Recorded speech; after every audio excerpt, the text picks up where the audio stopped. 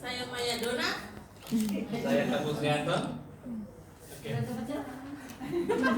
Bapak Pecel Kobar. Sebelum mempersingkat waktu, marilah kita masuk ke materi.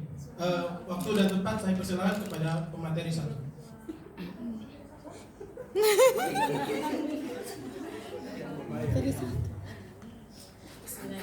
Terima kasih atas kesempatannya untuk Mas Haris. Di sini teman-teman saya akan mempresentasikan hasil kerja kelompok kami, yang mana untuk poin pertama adalah segmen pasar. Untuk judulnya adalah Bom Donat Kentang Maya Food Group. Kenapa saya tekankan di sini Maya Food Group? Karena ada beberapa yang memang sama namanya gitu kan. Tapi ini lagi proses untuk HKI, untuk pencatupan nama donatnya ini Bom. Jadi tidak khawatir untuk bisa menggunakan nama Bom Donat ini di Maya Food Group. Untuk segmentasi pasarnya adalah anak-anak, remaja, dan dewasa. Kenapa ada 3 poin ini? Aduh, grogi aku. Untuk anak-anak ini usianya dari usia 3 tahun sampai usia 12 tahun, yang mana mereka ini suka banget dengan donat mini, My Love, dan donat paha ayam. Mana donatnya, Mas? Kemudian untuk yang remaja itu ada usia 13 tahun sampai 17 tahun, yang mana mereka menyukai bom donat original dan red velvet, yang mana ada rasa tiramisu, green tea, coklat, ada rasa blueberry, ada rasa strawberry. Terus untuk yang dewasa sama dengan remaja, kadang-kala mereka lebih suka membelikan anak-anaknya juga, yaitu Domini, My Love, dan paha ayam. Saat ini rating tertinggi di toko kami yang paling atas adalah donat paha ayam dan bom original.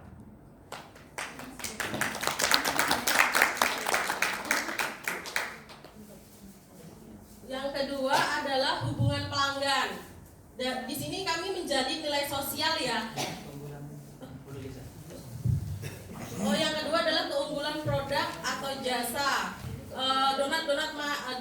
All donuts di Maya Food ini tanpa menggunakan bahan pengawet, karena saya full menggunakan kentang, susu full cream, kemudian ada juga saya menggunakan bahan premium, yang mana menggunakan minyak padat, margarinnya Blue Band, dan sebagainya.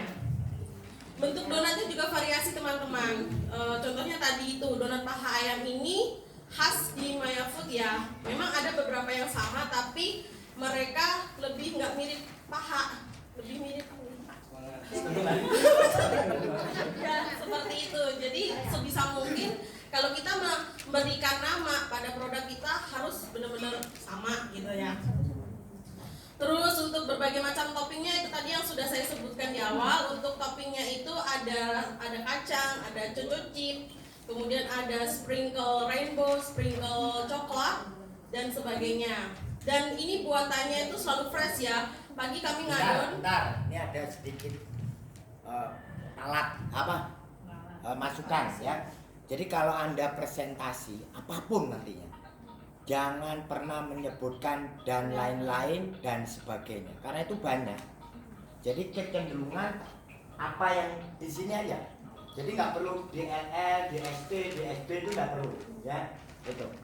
Silakan. Apapun itu. Ya, buatan donat kami ini selalu fresh ya. Pagi kami ngadon dari jam 6 pagi, karyawan sudah masuk. Kemudian selesai untuk proses ngadon, resting, roving, dan lain-lain. Untuk goreng itu sekitar 2 jam. Jadi jam 8 itu sudah bisa disajikan untuk pelanggan kami untuk dijual di depan toko seperti itu. Kemudian untuk harganya juga terjangkau teman-teman, dari harga 30.000 sampai 60.000. Kalian bisa mix rasa sesuai request kalian. Oke, selanjutnya materi kedua yaitu saya sendiri, yang dimana pada materi yang ketiga ini yaitu saluran channel atau sistem pemasarannya gimana saja sih donat Kentang Maya Food Group. Donat Kentang Maya Food Group itu cara pemasarannya itu melalui sosial media yang berupa Facebook, Instagram, WA, dan TikTok. Yang kedua, terjun langsung ke lapangan. Yang dimaksud terjun langsung ke lapangan itu Donat Kentang Maya Food Group itu langsung terjun ke masyarakat dengan cara itu membagi donat kentang kepada anak yatim piatu. Seperti event-event juga kita ngasih testing terlebih dahulu. Yang terakhir banner.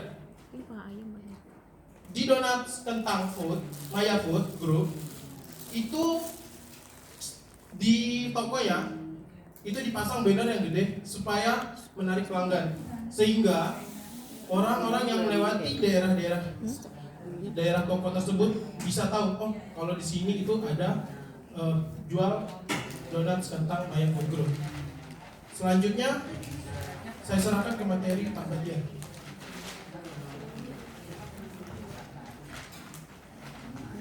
Terima kasih atas waktunya. Untuk yang kelima,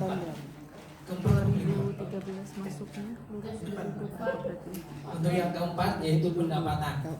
Pendapatan kita. Oh, hubungan pelanggan dulu.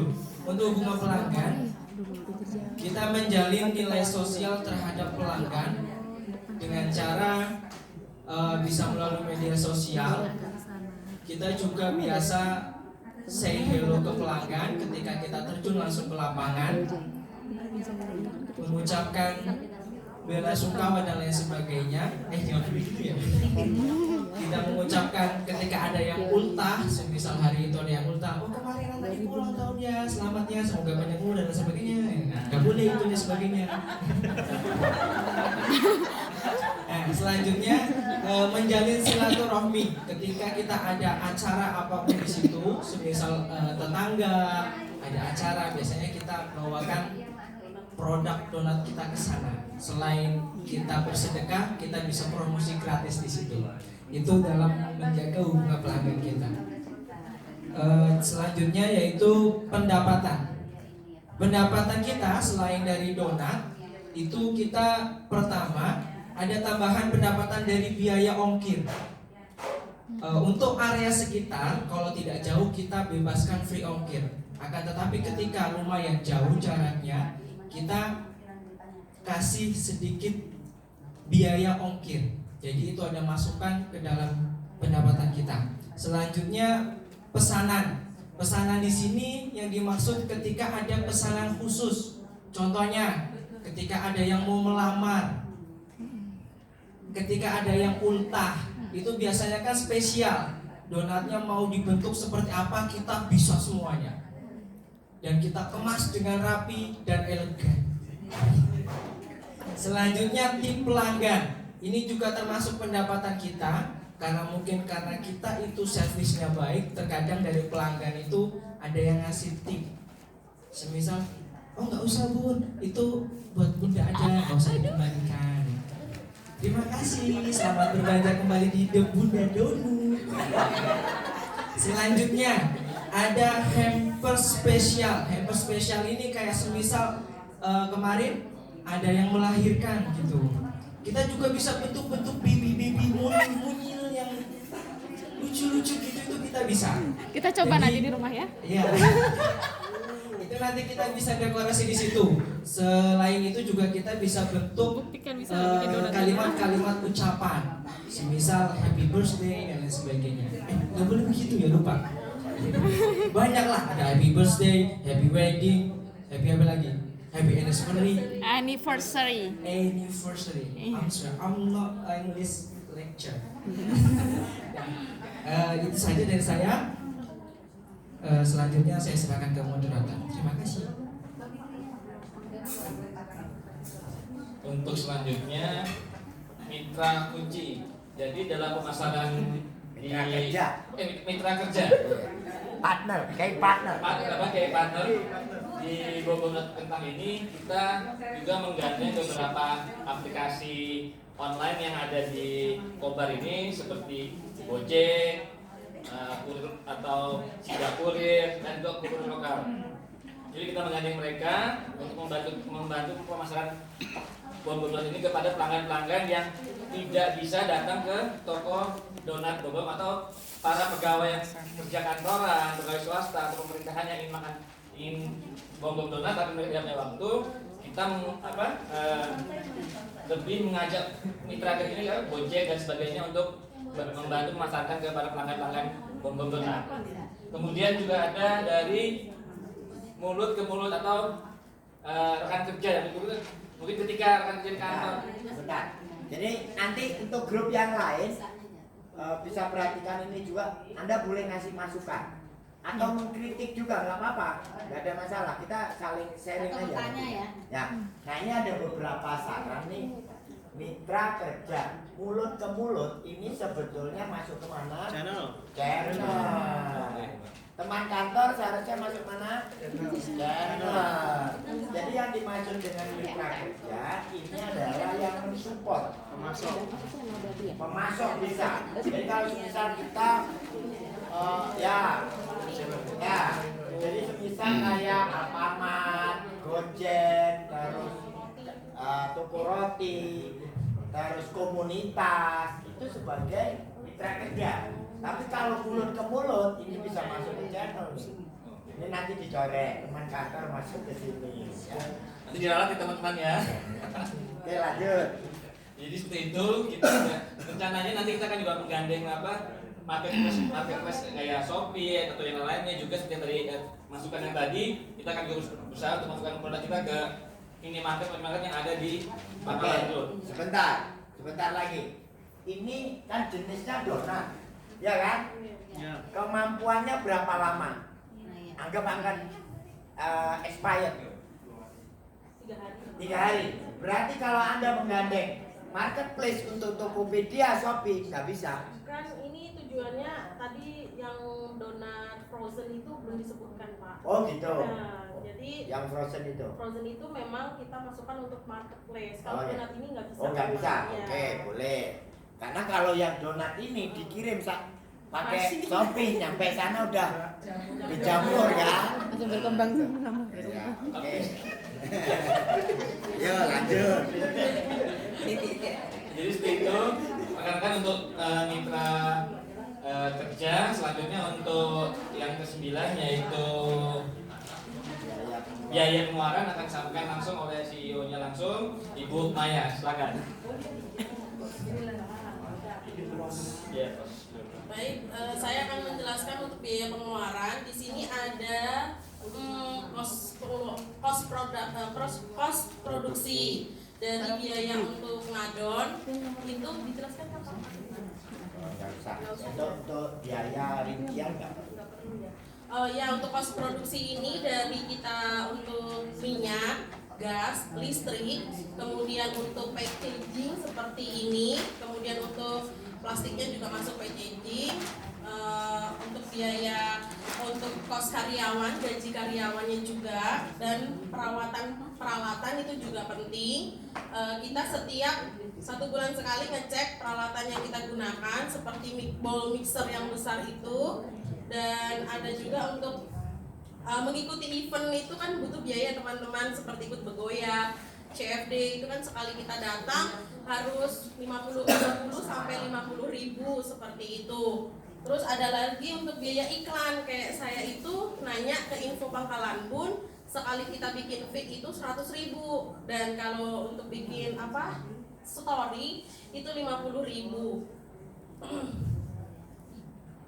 Untuk tempat produksinya itu kita di toko langsung ya, jadi kita bikin di situ, kita jual di situ juga.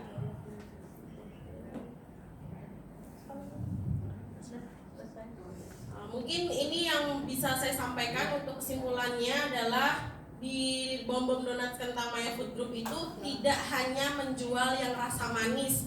Buat teman-teman atau ibu-ibu, bapak-bapak manula yang sukanya gurih-gurih, bisa banget order donat gurih, yaitu full abon premium daging sapi Maya Food Group. Terima kasih. Ya, bagi yang lain ada masukan nggak? Kira-kira buat ya, silakan. Mik. Saya mau bertanya. Ya. Kebetulan karena sama Maya ini dari keempat teman-teman kami mau bertanya. Karena kebetulan sama Bu Maya ini kan kita sama-sama UMKM Pak di sini Pak, sama-sama penggiat UMKM yang aktif. Saya dulu pernah beli beliau itu, terus saya langsung protes, Bu, ini gulanya luar dalam. Saya udah tua, nggak berani nggak berani makan gula. Terus Mbak Maya itu menerima dengan ini beliau mungkin karena itu ya, jadi beliau menciptakan juga yang asin-asin. Nah, dan saya baru tahu kalau ternyata di situ ada yang asin, karena Bu Maya kan sering yang seliweran di komunitas itu yang manis-manis terus saya lihat. Karena saya juga penyuka donat Pak, tapi setelah usia hampir 50 tahun ini sudah mengurangi yang manis-manis. Yang ingin saya tanyakan gini, apakah Bumbung Donat ini sudah bekerja sama dengan instansi yang misalnya menyediakan untuk pendamping snacknya instansi tertentu? Kalau sudah, apa kiat-kiatnya, bagaimana penampilannya? Kalau belum, apakah punya rencana ke situ? Terima kasih. Terima kasih untuk Bu Yusi atas pertanyaannya. Alhamdulillah ya Bu, 2 tahun lalu masih ingat ya. Terima kasih untuk beberapa komentar dan sarannya. Dari situ komentar itu bukan hanya untuk ini ya teman-teman, bukan hanya untuk kita nih kok gini ya hasilnya gini, enggak. Tapi saya dari situ, dari sarannya Bu Yusi, saya jadi bisa berpikir ternyata nggak semua usia itu suka yang manis gitu kan. Kita harus memiliki ide, inovasi gimana caranya donat kita bisa diterima di semua kalangan gitu. Kayak Bu Yusi kan maksudnya udah usia mau manula gitu kan. Jadi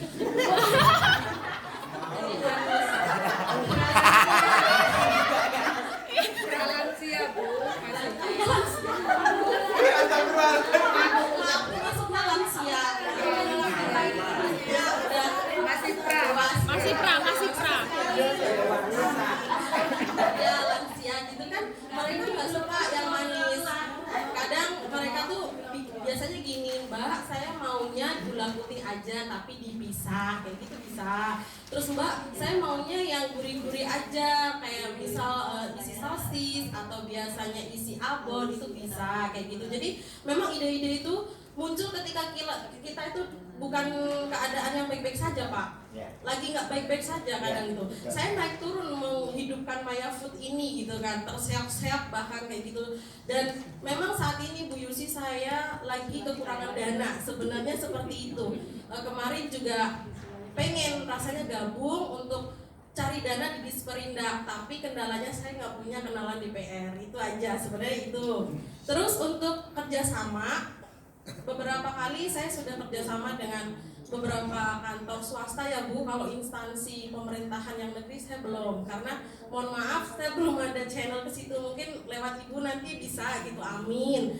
Itu untuk sebelumnya saya untuk donat bijian sih Bu, kayak donat rasa keju sama seres kayak gitu, packagingnya pakai plastik op yang kotak kayak gitu, terus kita tempel di atasnya stiker nama Maya Food, nomor HP dan Instagram, melayani pesanan seperti itu. Terus untuk kedepannya pengennya tuh saya pengen masuk ke kafe-kafe Bu. Sebenarnya itu tujuannya yang utama, masuk ke kafe kayak IKC, terus yang gede-gede di sini apa aja lah itu kan. Ada IKC, ada yang Royal Sugar kayak gitu. Cuman harus namanya masukkan proposal dulu kan, biasanya kayak gitu. Kita harus presentasi seperti ini, dan saya tentunya harus punya tim dan tim editor kayak gitu ya. Mungkin di sini nanti saya bisa menggandeng Mbak siapa yang kemarin Mbak Abah ini juga bisa Merido. Bang Rido. Mungkin dengan di sini alhamdulillah saya dapat pengalaman, saya dapat teman, saya dapat rezeki yang luar biasa dengan piaganya saat ini. Alhamdulillah teman-teman di sini dan bapak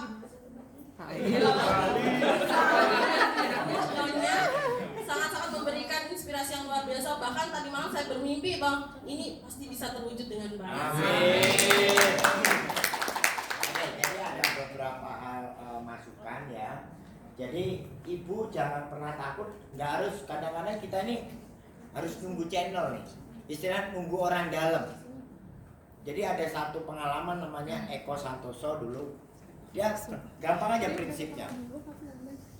Ketika dia ngeliat di Facebook saya, itu grogi dulu dia udah. Tapi akhirnya dia tuh punya prinsip seperti ini. Udahlah, saya mau info ke bapak, mau nanti dibalas atau enggak urusan belakang. Itu. Begitu juga ibu. Ketika ibu datang aja ke dinas perindustrian, UMKM, datang aja, bilang Pak, saya ini punya usaha ini. Saya harus menemui siapa? Ngomong. Langsung datang. Mau nanti diterima ketemu kadisnya kah, kabitnya kah, siapa, emang gue pikirin. Yang penting adalah bertindak dulu ibu. Gitu. Jangan nungguin orang dalam. Kapan orang dalamnya dekat? Jadi kita ini yang harus mendekat gitu. Yang itu ibu lakukan. Nah, terus juga sama sampai yang saya kemarin bilang, kalau ada kendala tentang permodalan, kenapa kita tidak memanfaatkan dari Bank Kalteng program Barokah? Barokah itu ada pinjaman 75 juta. Setiap orangnya 15 juta. Tapi harus dalam satu kelompok 5 orang. Ya, dan itu jangka waktunya pengembaliannya selama 1 tahun. Ya, 1 tahun tanpa jaminan, tanpa bunga. Karena memang untuk diperuntukkan untuk UMKM. Nah, Anda boleh masuk nih 5 orang, temui di Bank Kalteng.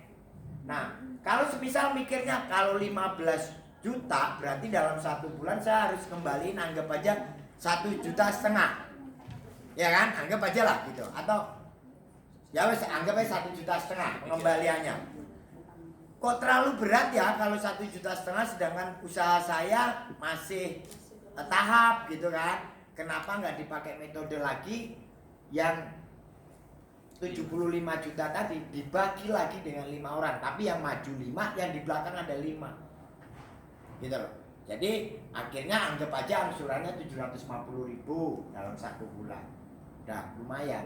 Tapi ingat, jaga nama baik. Jadi gini, kalau Anda yang paling penting ini tolong ini dijaga betul. Ijab kabul. Ketika Anda dapat bantuan dana dari BRI, semisal BRI ngajuin ke BRI ya, ke BRI ngajuin, ngomong ke BRI, saya mau bikin usaha, ya kan? Ternyata ketika dipinjemin bukan buat usaha, jangan harap Anda bisa sukses. Karena nilai ijab kabul itu loh, beneran ini. Iya. Jadi kalau Anda ijab kabulnya buat usaha, ya usaha. Kalau pinjem buat nyekolahin anak, ya ngomong pinjem buat nyekolahin anak, gitu loh. Karena ini luar biasa, banyak orang yang terpuruk gara-gara hal yang sepele itu. Ini kita believe or not aja. Allah itu lah, lu ngomong kayak gitu, makanya lu tak ajab aja sekarang. Istilahnya kayak gitu, beneran. Jadi ketika nanti dapat pinjaman, jangan buat beli HP, jangan jalan ke Palangkaraya, heling-heling, ya miskin lagi. Ya, jadi itu adalah satu hal strategi. Nah, saya kemarin juga ada yang ikut sesi 1 itu dari perindustrian. Kayaknya juga ada bantuan peralatan sama permodalan. Kenapa nggak Anda masuk? Jadi gini, ini nanti bikin aja sebuah kayak kelompok, namanya apa? Itu nanti maju tuh nyerangnya bareng-bareng. Sekelas gini maju nyerang nih, buak. Nggak bisa ngomong-ngomong apa-apa kabitnya itu. Beneran itu metode. Nggak masalah. Ini nanti bikin grup, bikin nanti habis pelatihan ini apa silaturahmi di mana, yuk kita iuran ngumpul di kafe ini, yuk kayak apa ya, yuk ngomongin tentang video konten, tentang apa. Saya yakin kalau Anda mau bersinergi, Anda akan lebih mengungguli yang lain-lain. Itu. Siapa nih di sini yang bisa jadi ketuanya, wakilnya, apa harus itu. Karena kalau kita tidak menjadikan satu tim, berdiri sendiri nggak bisa. Ya, sinergi. Itu ya. izin menambahkan sedikit. Karena gini Pak, kendala kami di UMKM ketika kami berhubungan dengan suatu dinas, terutama dinas Desperindak itu, cuma satu Pak kendalanya, yang saya alami sendiri dengan rekan yang lain yang selalu curhat itu semacam, selalu terdengar mentok pada kendala faktor pendekatan. Ya. Jadi misalkan orang dinas ini dekat dengan lapak siapa, Ya. itu kendala kami. Jadi kalau dia nggak kenal dekat, kita nggak bisa masuk itu Pak. Walaupun kita sudah menaruhkan proposal, menaruhkan ini, itu nggak akan digubris itu Pak. Contoh sederhana aja, ketika ada acara event-event aja, selalu yang dihubungi itu terus gitu Pak. Yang lain kan nggak tahu gitu Pak. Jadi kendala Ya. kalau di Kobar itu seperti itu Pak. Ya. Itu yang saya alami gitu kan. Jadi ada satu hal itu sebetulnya kembali. Jadi kalau di Tabalong dulu kepala dinas perindustriannya nggak jelas. Tapi ketika hari ini diganti dengan namanya Pak Husin, itu dekat juga sama saya. Hari ini tidak ada yang membedakan. Jadi ada satu forum di WhatsApp ya, itu yang semuanya pelaku UMKM. Jadi ketika ada pelatihan seperti ini ditawarkan duluan, siapa yang mau ikut pelatihan untuk perizinan, itu duluan langsung ngelis. Siapa yang cepat dia yang dapat. Jadi tidak ada hal yang membedakan ini adik saya, ini saudara saya ini. Sebetulnya nggak boleh kayak gitu, karena kalau nggak betul sekali, nah semuanya dari hal-hal yang seperti itu. Tapi kita nggak ada salahnya, karena kadang-kadang kita ini berpikir positif aja, pikir positif aja. Semisal ketika saya ini bersaudara sama beliau, saya tunjuk nih beliau, nah beliau pas nggak bisa. Saudara B saya tunjuk juga lagi nggak bisa, kalang kabut perindustrian kan, pesertanya kurang, akhirnya apa? Oh iya kemarin tuh ada nggak kenal tuh tunjuk. Kita nggak tahu namanya hoki dengan hal-hal yang seperti itu. Why not? Anda bisa. Ya ibu ya. Tambahan. Ini apa namanya pengalaman kita ya di sini. Udah. Pengalaman kita ya. Kita ada tamu nih. Oh iya. Sesi satu. Ayo Pak ngobrol sini. Nah. Oh ya. Meluruskan saja teman-teman. Sebenarnya kadang kita tuh merasa seperti itu, merasa kak saya nggak punya orang dalam, sama seperti bapak bilang itu. Karena saya dulu juga berpikiran seperti itu Pak. Makanya selama hampir 8 tahun usaha saya tidak pernah saya terlibat dengan instansi dan sebagainya. Saya sibuk aja meningkatkan produk saya gitu. Nah setelah saya tiba-tiba mereka membutuhkan saya, mereka melihat kita bagus, nah kemudian baru mereka menggunakan kita. Nah setelah saya masuk ke dalam Pak, setelah masuk di dalam, saya bawa teman-teman yang tidak dikenal, sebelumnya tidak kenal dengan Desperindak. Sekarang kadang Desperindak tidak melalui saya, langsung ke mereka juga nggak masalah. Intinya itu tak kenal maka tak sayang. Jangan kita saya juga pernah salah. Jangan kita duluan membentengi diri kita. Ya. Jangan seperti itu. Benar kata Bapak tadi. Saya waktu bertemu dengan OJK, ada yang minta terus gini. OJK tuh bilang gini. Apa yang sudah Ibu lakukan? Sudahkah Ibu melempar produk-produk Ibu, memasarkan produk Ibu ke semua instansi? Sudahkah semua instansi Ibu masukkan proposal? Sudahkah semua instansi Ibu masukkan produk Ibu? Saya terdiam. Orang yang nanya saya terdiam. Oh iya, kan saya belum melakukan apa-apa. Sibuk jualan aja, cuan aja. Setelah itu saya rubah Pak. Saya rubah mindset saya dengan buat channel jejaring. Akhirnya nggak terlalu kerja keras.